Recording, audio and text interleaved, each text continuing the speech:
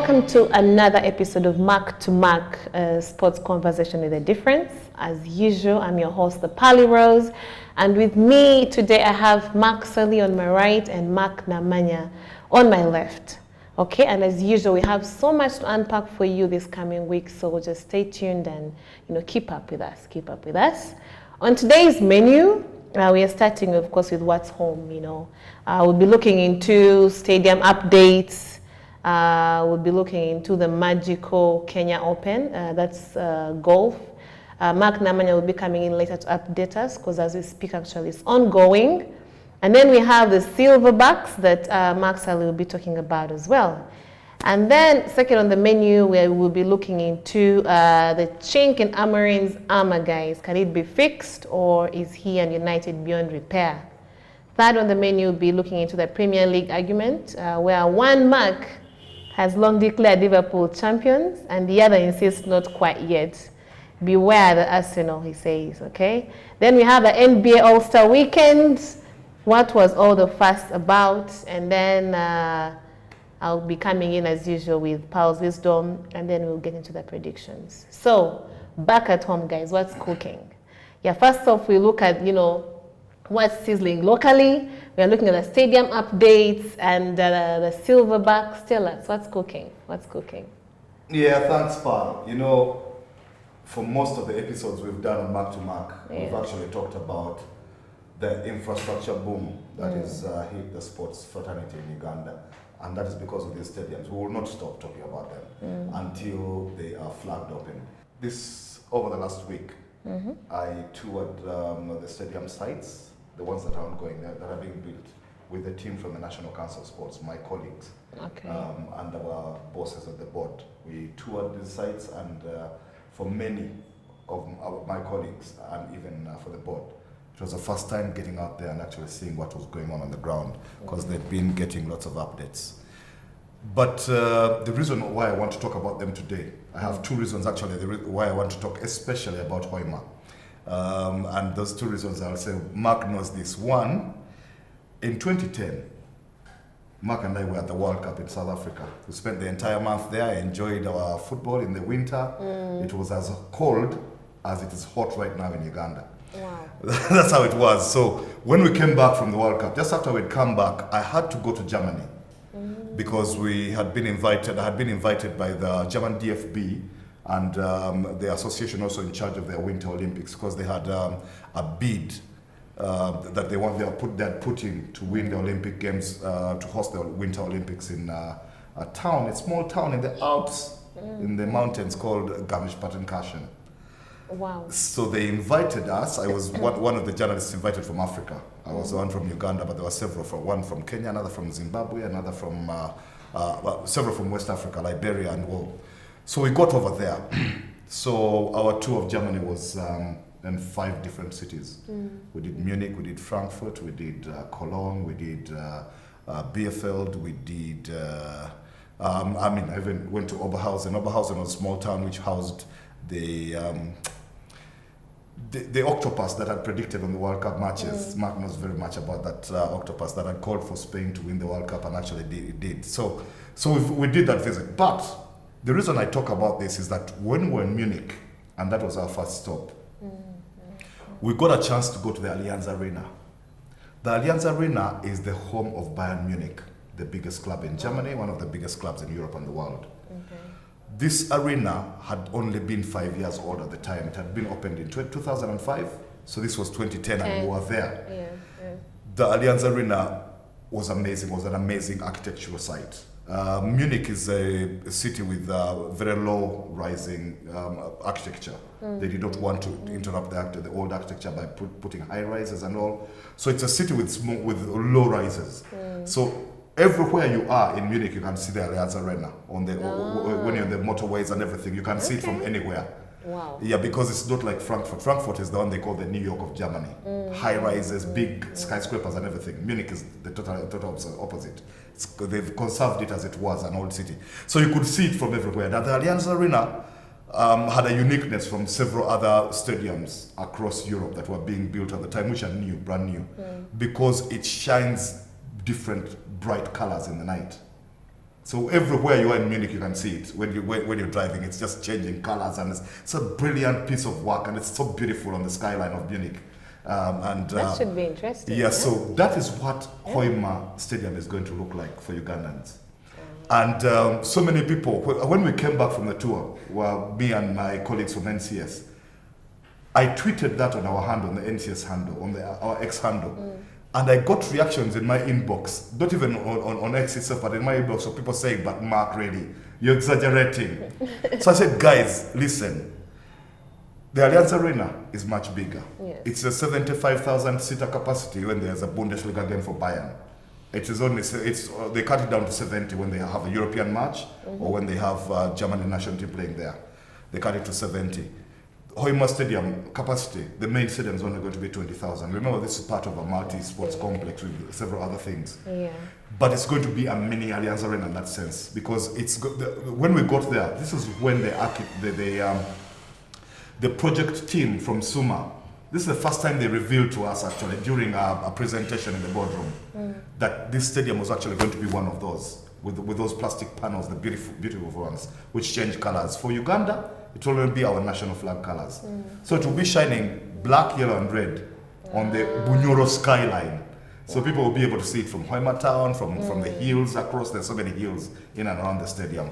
There's even a primary school called Baranantha across there. But on the motorway, Masindi Hoima Road, highway, you'll be able to see it everywhere you drive. Oh, that's beautiful sight. That's beautiful. So that's one of the reasons. Mark, allow me put the cart before the horse. Yeah. And I mean, that's a beautiful story. Wonderful experience you shared. I haven't even finished the story. Go ahead. What are you going to do? I can't wait. I mean, I can't wait to see that Hoima Stadium when it's opened and launched officially for the first game. I mean, it's a wonderful story, whichever you look at it.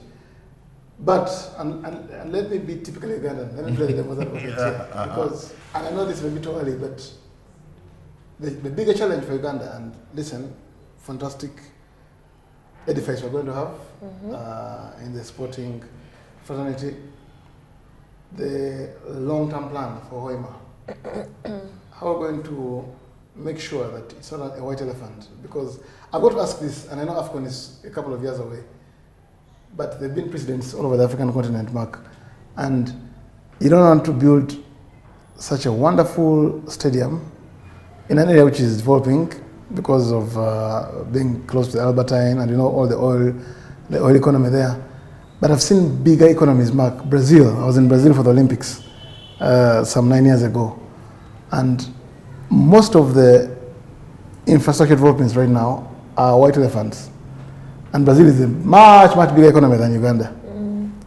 So you'd think that Brazil, with all the experience they've had in hosting World Cups and big sporting events, the Copa America and the like, they should be in position to make sure that they can look after these facilities. So, listen, what Mark has said is, I'm not pouring in a wonderful story. It's a glorious story. And I think the bigger challenge for us as a country would be how to ensure that the way Suma delivers that stadium is how it will be in 2037. Why am I saying this? Why am I saying this, Mark? Yeah. I was privileged to watch the 2010 World Cup with you, Mark, in Soccer City, the FNB Stadium right now in Johannesburg, when Spain beat Netherlands, that Andres Iniesta goal.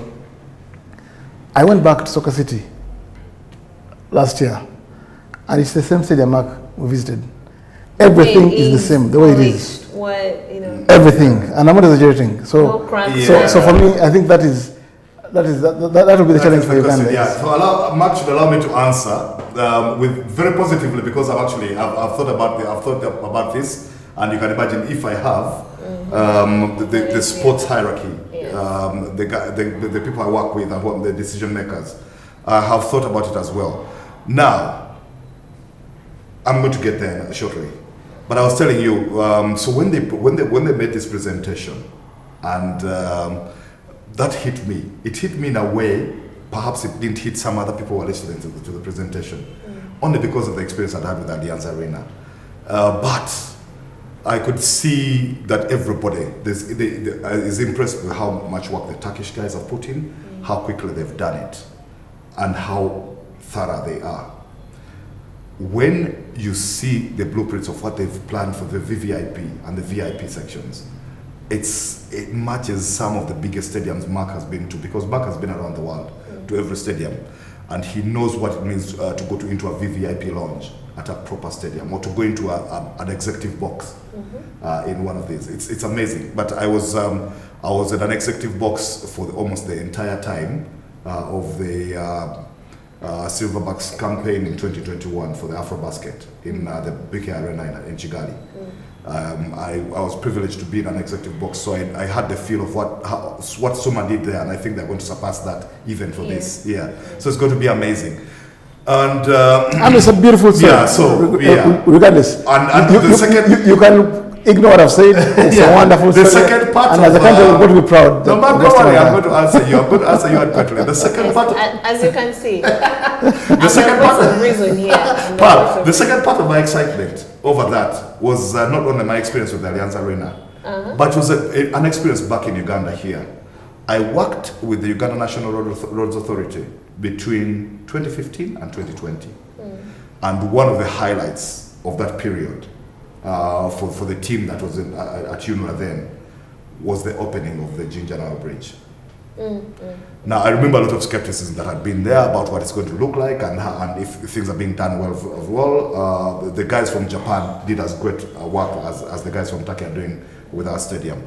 And of course, on opening, when they lit up the Nile Bridge with those changing colors, that night was amazing. I mean, just looking at the beauty of the skyline of Jinja and over the River Nile and what the bridge looked like when it changed colors, it was just amazing. So this is the kind of thing you expect there. Ginjanao Bridge, I think occasionally they light it up every once in a while, because I've not been there for quite a bit, but I know, for example, that I think it was lit for St. Patrick's Day the other day. Yeah, I mean, it's improved the skyline of Jinja. It's beautiful, yeah. I'm born and bred in Jinja, so so you know. I know very well. Now this is on a bigger scale. The Hoima City Stadium is on a bigger scale, and that brings me to Mark's answer.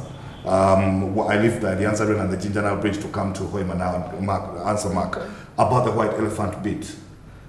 I have said this elsewhere before, that one of the advantages we have as Uganda in constructing this major sports infrastructure, that some of the countries which have done, say, hosted AFCON here and had to build new things, which have hosted World Cups and Olympic Games and things that have had to build things, one of the advantages we have over them is that ours is a multi-sports complex.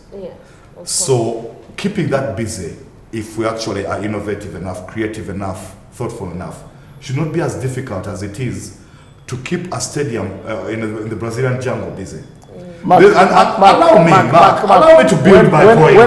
When Mandela National Stadium was constructed and inaugurated in 1997, it was labeled a multi-purpose complex at the time. We all know what happened, but proceed. This is going to surpass the technology being used now. I'm just playing the devil's advocate. All of Ugandan who's looking forward to Hoima all Stadium. of 28 years later, the technology being used to construct Hoima was not available for the construction of Nambole. And some of the lessons learned now by the sports fraternity here, as well as constructors like Suma, from times like that, are totally different. Now, when you talk a multi-sports complex now, and keeping it busy, it shouldn't be too difficult under the circumstances, to be honest, because very many people are worried about that. But we worry about things before we think about solutions. So I'm going into a bit of solutions now. If you're talking a multi-sports complex, and I asked Suma when they're making this presentation about how they're going to protect one court from another. If, say, there's a schools competition of Bunyoro region and it's in swimming because there's a 25-meter semi-Olympic sized pool to be built. If they have a schools competition there, how are they going to ensure that the kids who come in stay by the pool area and not go into the indoor arena and break chairs or go to the stadium and spoil the pitch surface, the hybrid pitch. And of course, it's affordability for the locals. And they told me how they're going to be protecting, how all of these are protected. But it just reminded me that there's a lot of activity that can actually take place here. That indoor arena alone, the 2,000 seater, is something we've been missing for a very long time. It is one that we can use for all competitions in the region, as well as transport Ugandan basketball to Bunyoro every once in a while. We have a schools competition, for example, in football.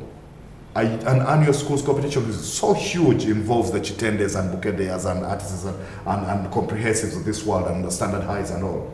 And my old smacks and everything, which have been moving around the country and all. It has a venue and a ready crowd. If you're bringing schools and their crowds, you already have. I think for me, actually, Mark, yes, Mark.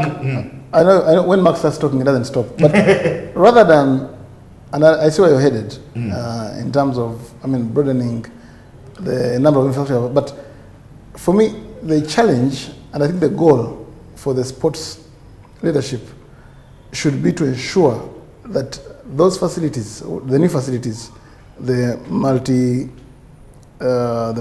facility, breeds a better culture for that region. Because I don't I don't want you to look at transporting Kampala teams, beat basketball, beat swimming, etc. For me, it's the region there. No, I agree with Mark, but I had to add. First of all, I agree with him about building the sports culture in the region, and it inevitably will. But secondly, I remind him, this has been built to actually be an international attraction. Yeah, and so the country should use it. One of my frustrations with Uganda is that everything is Kampalanized. You have to go to university, you have to go to Makerere. You're sick, you have to go to Mulago. And I'm saying, let that facility in Hoima and the one which is upcoming in Lira, people should not come to Nachivubo, to Nambole for football. That's what I'm saying. Allow me to build it. That's what I'm saying. That's what I'm saying. So there are things we can do with this. All these competitions, national. There are so many that have been moving around that we can take to actually proper infrastructure, proper facilities in Hoima and in Lira when Akibwa Stadium is done as well. And there are many. But also, we can start with this, for example.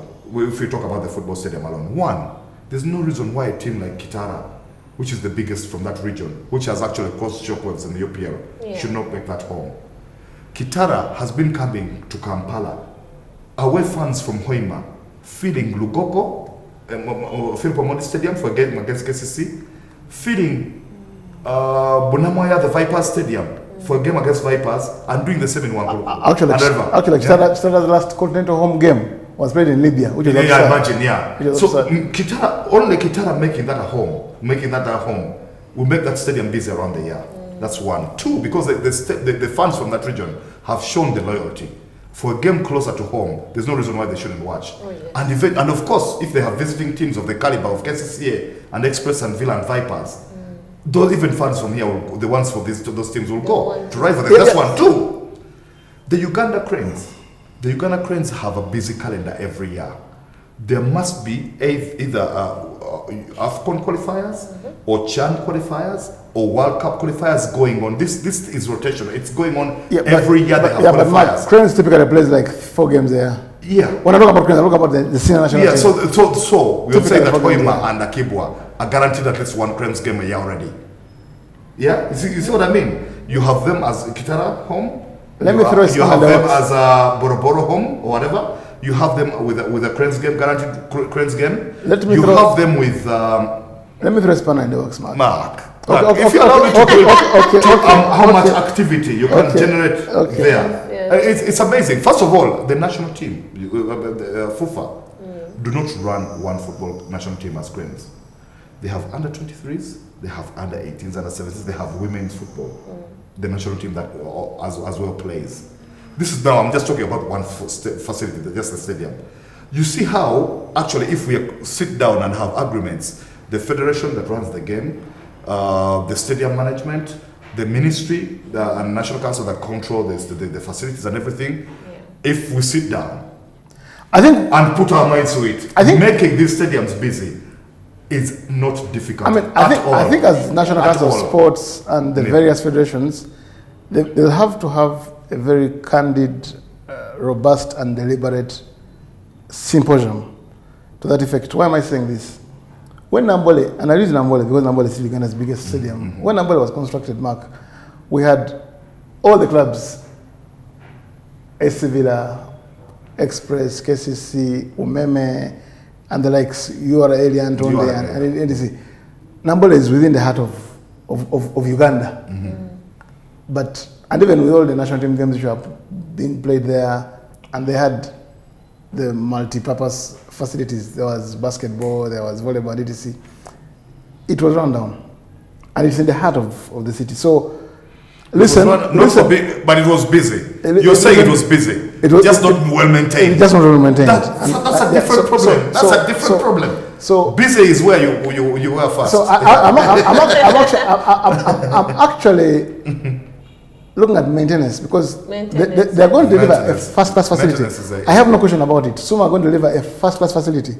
Now I'm looking at maintenance in the long term because some are going to come and go.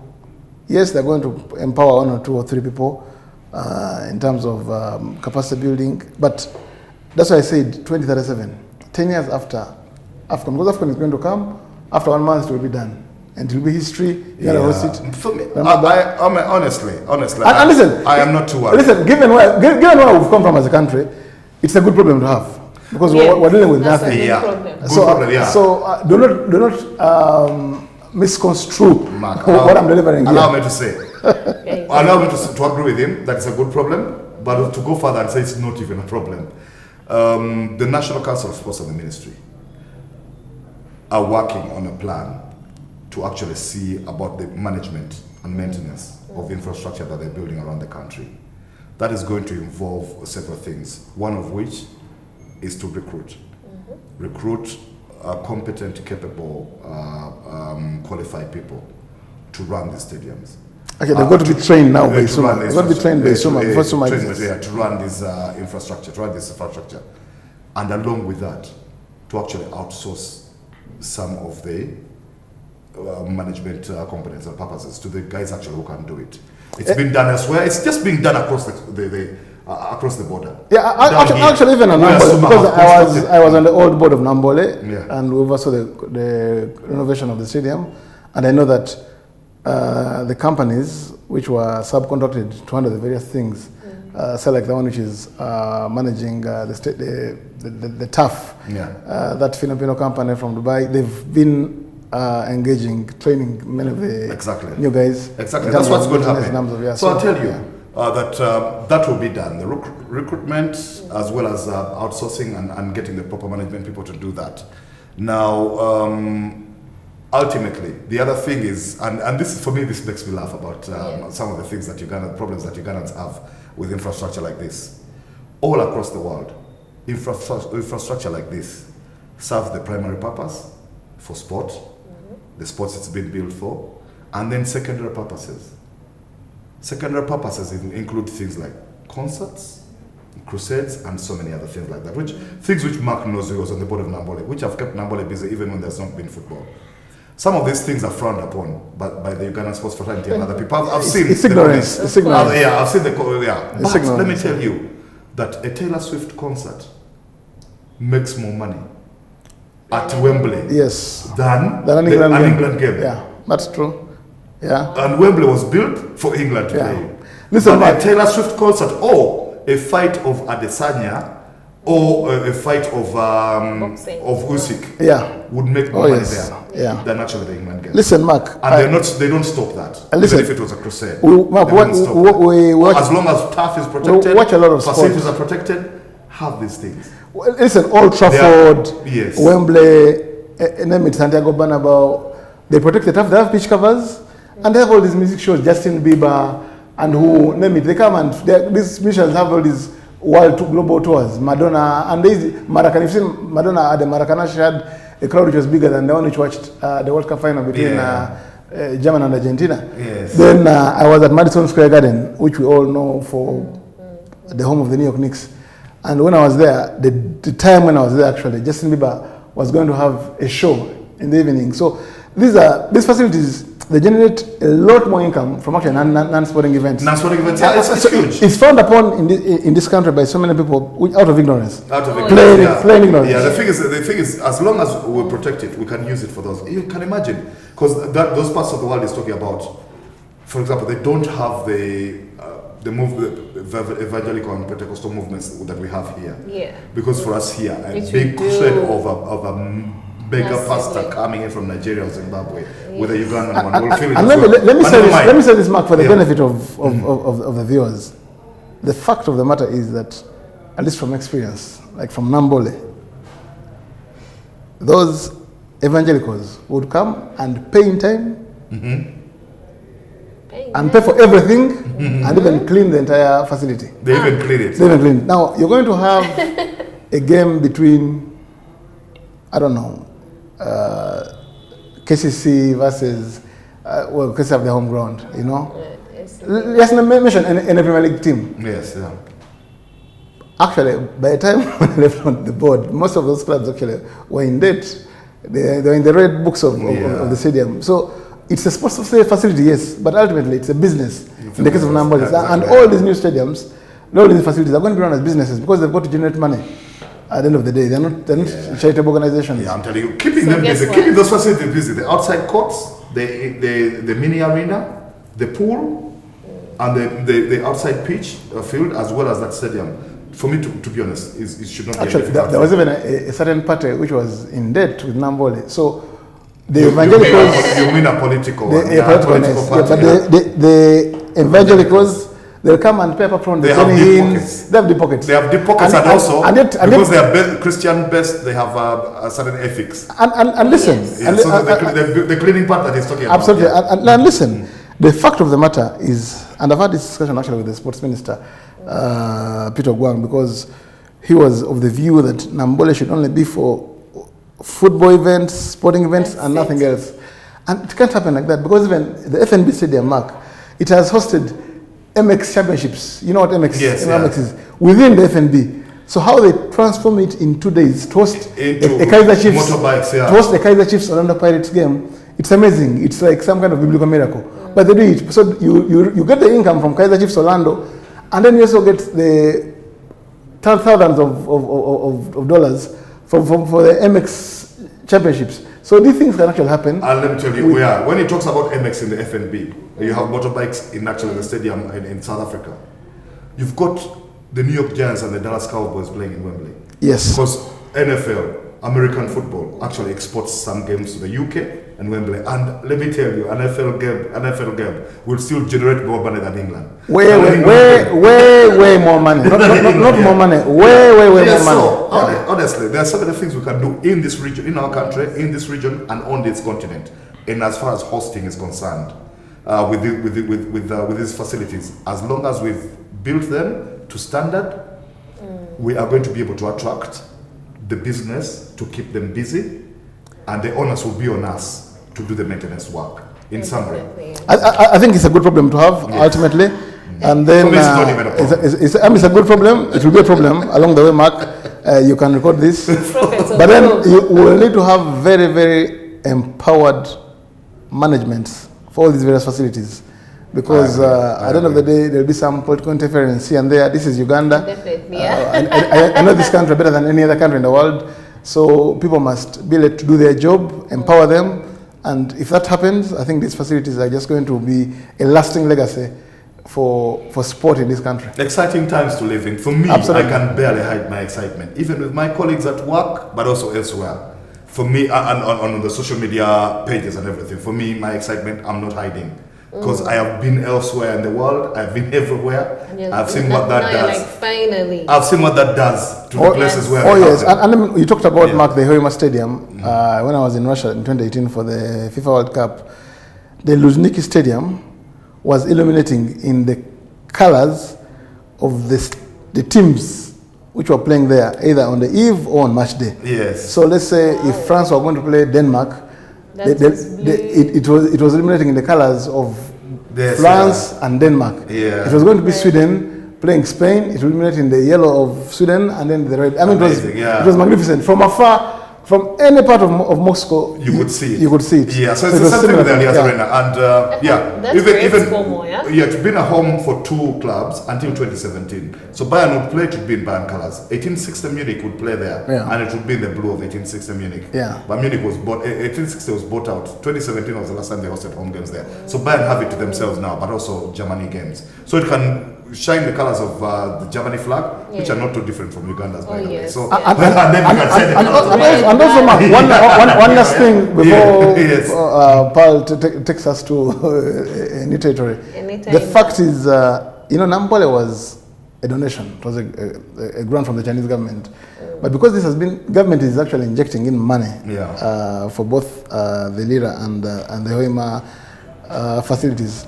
I think maybe that way we'll be compelled to manage them because there's a burning hole in the pocket. Yeah, absolutely. Yeah, $129.7 million for Hoima, $129.7 million for Akibwa in Lira. Well, that's not pocket change. And the blueprints are almost the same. The difference is that Akibwa, Lira and Akibwa actually have more land than Hoima managed to secure, than government managed to secure from Hoima. Because remember, the original piece of land was given to government by FUFA, because it was FUFA land. And then government bought some extra acres and added on to that. But it's still not as big, as expansive as what Akibwa has. And of course, Akibwa has got the brand name. There's no bigger brand name in Ugandan sport than Akibwa. And also, when Mark talked about the region being the primary consumers before even they think about guys from Kampala and the rest of the world.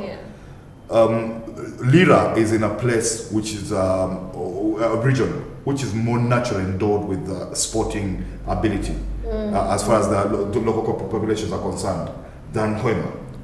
Hoima have them. We have got our legends that have come from there in different sports and everything.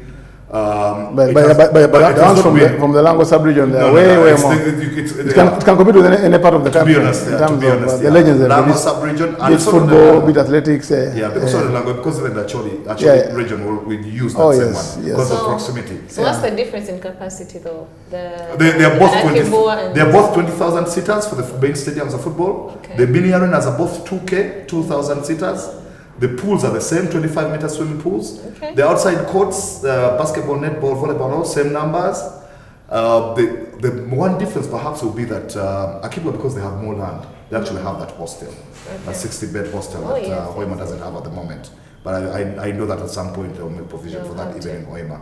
Yes. They'll have